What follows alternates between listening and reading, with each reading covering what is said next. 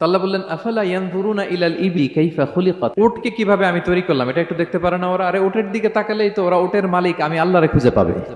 উটের কথা আল্লাহ কেন বললেন? উট হচ্ছে এমন আজীব একটা প্রাণী যেটা প্রাণী বিজ্ঞানীদেরকে হয়রান করে দিয়েছে।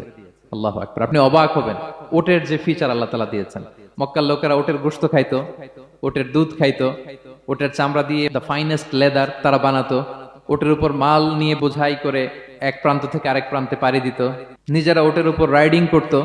এবং উট হচ্ছে এমন প্রাণী যেটা একসাথে 1 মাস না খেয়ে বেঁচে থাকতে পারে। 1 মাস পানিও খাওয়া লাগবে না, খাবারও খাওয়া লাগবে না। প্রাপ্তবয়স্ক একটা উট একসাথে 200 লিটার পানি খেয়ে ফেলতে পারে।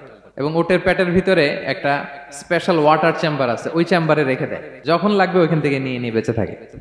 1 মাস না খেয়ে বেঁচে থাকে কি করে? উটের পিঠে দেখবেন একটা কুজ আছে, এই পুরো কুজটা হচ্ছে চর্বির আধার। ওটের যখন খাবার থাকে না মরুভূমিতে, মাসের পর মাস যখন চলে, ওই চর্বি থেকে